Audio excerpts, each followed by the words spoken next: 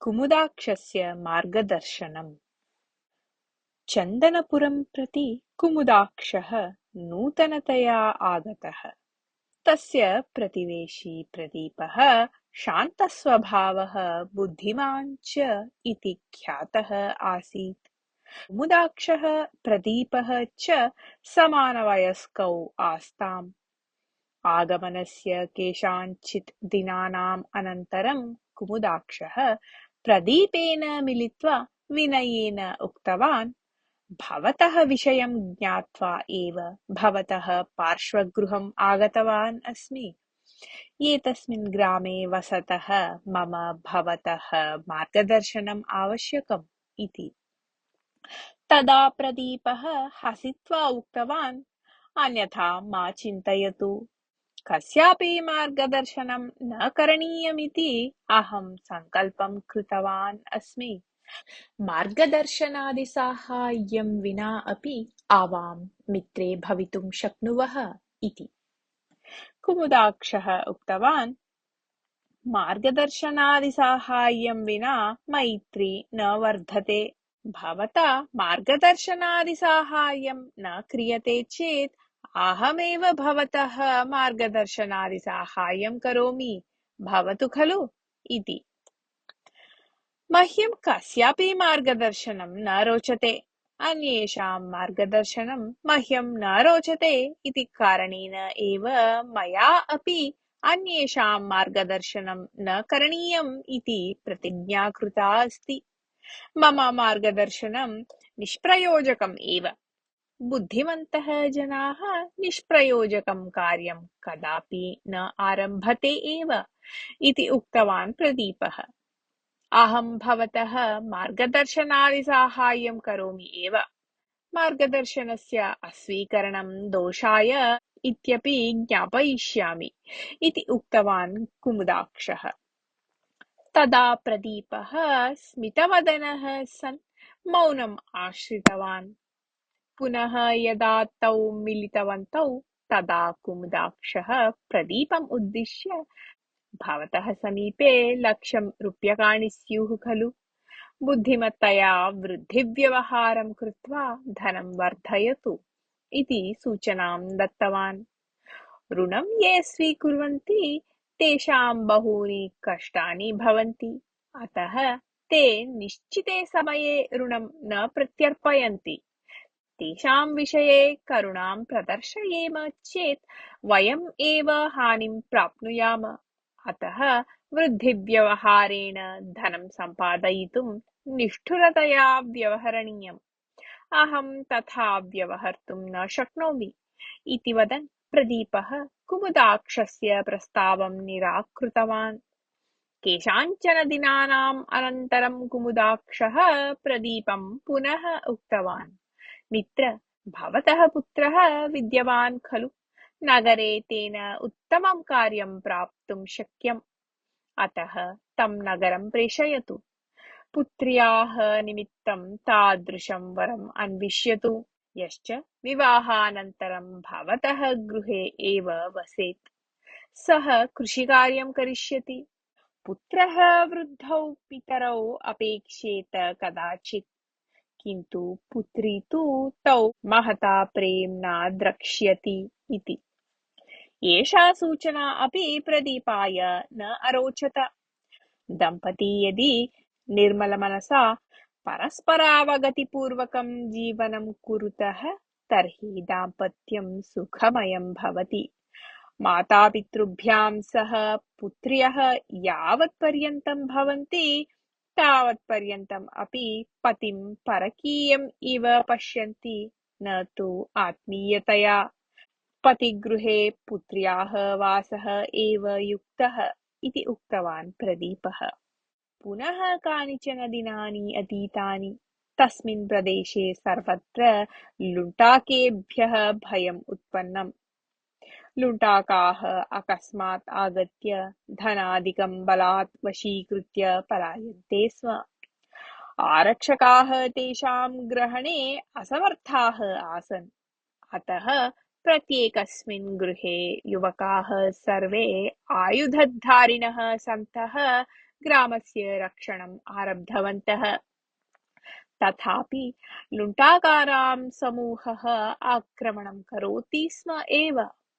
कुत्रचित् ग्रामस्थाः तान् ताडयित्वा प्रेषयन्ति स्म। पुनः कुत्रचित् लुण्ठाकाः एव जयं प्राप्नुवन्ति स्म। यथा पूर्वं कुमुदाक्षः प्रदीपस्य गृहम् आगत्य उक्तवान्, धनं सर्वम् अयः पेटिकायां भवति चेत् चोराः लुण्ठनं कुर्वन्ति। अतः तेषां पीडायाः समाप्तिः यावत् न भवति तावत् वाटिकायां धनस्य आभरणानां च निखननं वरम् इति। एतां सूचनाम् अपि निराकुर्वन् प्रदीपः उक्तवान्, विद्यमानं सर्वं वाटिकायां निखाय स्थापयामः चेत् आयः पेटिका रिक्ता तिष्ठति। तदा संशयेन अस्मान् पीडयित्वा अस्मत्तः सत्यं वाचयन्ति चोराः। अतः भवतः सूचना न योग्या इति। तर्हि किं करणीयम् इति पृष्टवान् कुमुदाक्षः। अहं किं करोमि इति भवन्तं न वदामि, भवान् किं करोति इत्यपि अहं न पृच्छामि इति उक्तवान् प्रदीपः। पुनः कानिचन दिनानि अतीतानि। कदाचित् भूस्वामिनः रङ्गराजस्य माता अस्वस्था अभवत्। अनारोग्येण सा म्रियते इति सर्वे चिन्तितवन्तः आसन्। परन्तु सा सौभाग्येन रोगमुक्ता अभवत्। अपि च तस्याः 75तमं वर्षम् अपि तत्काले एव समाप्तिं गच्छत् आसीत्। तस्मिन् काले रङ्गराजः एकं महासमारम्भं व्यवस्थापितवान्। अतिथिसत्कारार्थम् उत्तमाः व्यवस्थाः तेन कृताः आसन्। पादाभ्याम् आगच्छतां निमित्तं विशालं मण्डपं निर्मितवान् आसीत् सः। वृषभशकटेन आगच्छतां निमित्तं विशालायां प्रशालायां व्यवस्था कृता आसीत् तेन। अश्वशकटेन ये आगच्छन्ति तेषां निमित्तं पृथक् वासप्रकोष्ठाः व्यवस्थापिताः आसन्।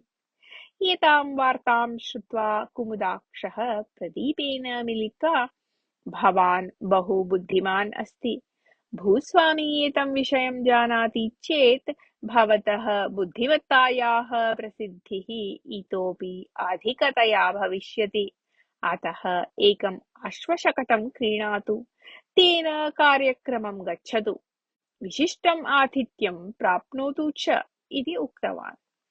तस्य वचनं श्रुत्वा प्रदीपः हसन्, भूस्वामी स्वगृहम् आगतानां सर्वेषाम् अतिथीनां सत्कारं करोति। तस्य सत्कारस्य प्राप्त्यर्थं बुद्धिमत्ता न आवश्यकी। अश्वशकटेन गच्छन् अहं यदि मम सत्कारं वर्धयेयं तर्हि तस्य स्तरस्य अनुगुणं योग्यम् उपायनमपि भूस्वामिने दातव्यं खलु। धनिकानां स्नेहः आसिधाराव्रतमिव। अतः ततः दूरे स्थितिः एव वरम्। तथापि अहं न गच्छामि चेत् आह्वानं निराकृतवान् इति अपकीर्तिः प्राप्ता भवेत्। अतः पादाभ्याम् एव गत्वा सामान्यः सन् भूस्वामिनः गृहस्य कार्यक्रमे भागं गृहीत्वा आगमिष्यामि इति वदन् कुमुदाक्षस्य प्रस्तावं निराकृतवान्। वयं पादाभ्यां गच्छामः चेत् न कापि हानिः, परन्तु महिलाः कथं वा पादाभ्यां तावत् दूरं गच्छेयुः? एतद्विषये भवतः निर्णयः सर्वथा युक्तः इति उक्तवान् कुमुदाक्षः। भवतः विषयम् अहं न जानामि, किन्तु एतस्मिन् विषये अपि अहं भवतः मार्गदर्शनं न अङ्गीकरोमि।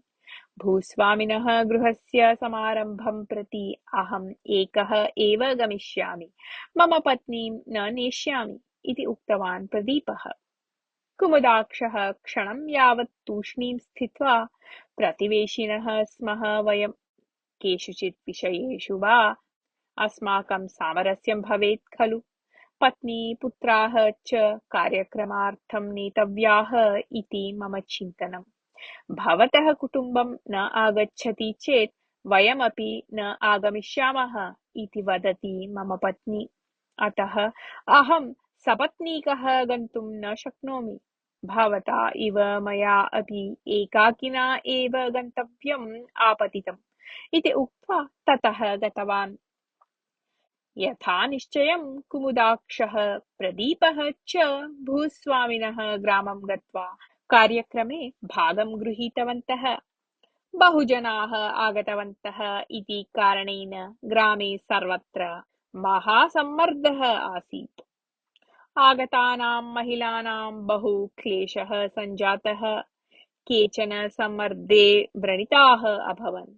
केचन अस्वस्थाः सन्तः चिकित्सार्थं नगरं गतवन्तः। तदर्थम् अतिथीनां वृषभशकटानाम् अश्वशकटानां च उपयोगः करणीयः अभवत्। अतिथिसत्कारार्थं यः व्ययः कृतः आसीत् ततोपि अधिकः आयः प्राप्तः आसीत् भूस्वामिना। अत्र स्थितिः कष्टकरी इति निर्णीय पूर्वनिश्चयं परिवर्त्य प्रदीपः कुमुदाक्षः च ततः प्रस्थाय अर्धरात्रसमये स्वग्रामं चन्दनपुरं प्राप्तवन्तौ। तस्मिन् समये एव चन्दनपुरे अपि कोलाहलः आरब्धः आसीत्। लुण्टाकाः हठात् आक्रमणं कृत्वा ग्रामं प्रविष्टवन्तः आसन्। एकं गृहं प्रविश्य अयः पेटिकाम् उद्घाट्य तत्र किमपि अदृष्ट्वा कोपेन तान् गृहजनान् सम्यक् ताडितवन्तः। ततः कुमुदाक्षस्य गृहं प्रविष्टवन्तः।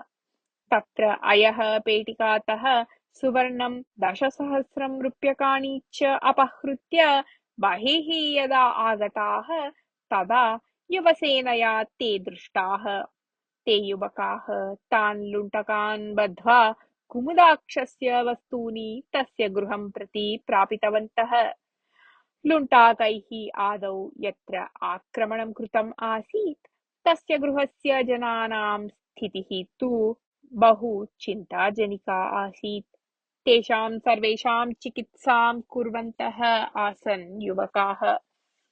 एतां वार्तां श्रुत्वा प्रदीपः कुमुदाक्षम् उक्तवान्, भवान् बहु अदृष्टवान् इति। अत्र मम अदृष्टं कारणं न, अपि तु बुद्धिमत्ता कारणम् इति उक्तवान् कुमुदाक्षः गर्वेण। कीदृशी बुद्धिमत्ता अत्र? भवता निष्प्रयोजकोपदेशकार्ये एव बुद्धिः व्ययीक्रियमाणा अस्ति। यावत् सूचनादानं भवान् न स्थगयति तावत् अहं भवतः बुद्धिमत्तं न अङ्गीकरोमि। भवतः श्रेयसः कारणम् अदृष्टम् एव इति उक्तवान् प्रदीपः। तदा कुमुदाक्षः मन्दं हसन्, भवते उपदेशः यः दत्तः तेन एव मम प्रयोजनं जातम् अस्ति। अहं भवते सूचनां यच्छन् अस्मि इति भवान् चिन्तितवान् अस्ति, किन्तु वस्तुतः अहं भवन्तं नूतनया शैल्या मार्गदर्शनं याचितवान्। वृद्धिव्यवहारः करणीयः इति मम इच्छा अभवत्। भवान् मास्तु इति उक्तवान्। गृहजामाता आनेतव्या इति चिन्तितवान् आसम्।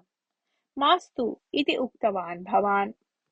चोरेभ्यः कथं धनं रक्षणीयम् इत्यपि भवान् एव उक्तवान्।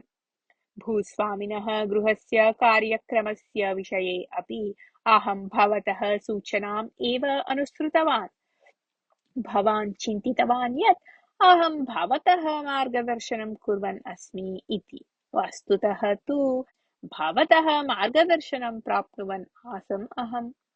एतद् भवान् न ज्ञातवान् एव, अतः एव वदामि, अत्र मम बुद्धिमत्ता एव कारणम् इति उक्तवान्।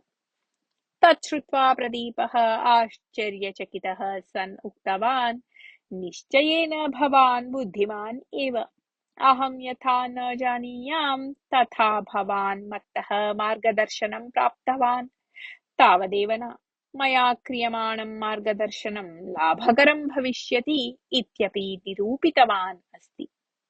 इतः परं भवान् यदा इच्छति तदा अहं यथाशक्ति मार्गदर्शनं करिष्यामि, यतः मम मार्गदर्शनम् अन्येषां प्रयोजकरं भविष्यति इति अधुना मम विश्वासः आगतः अस्ति इति।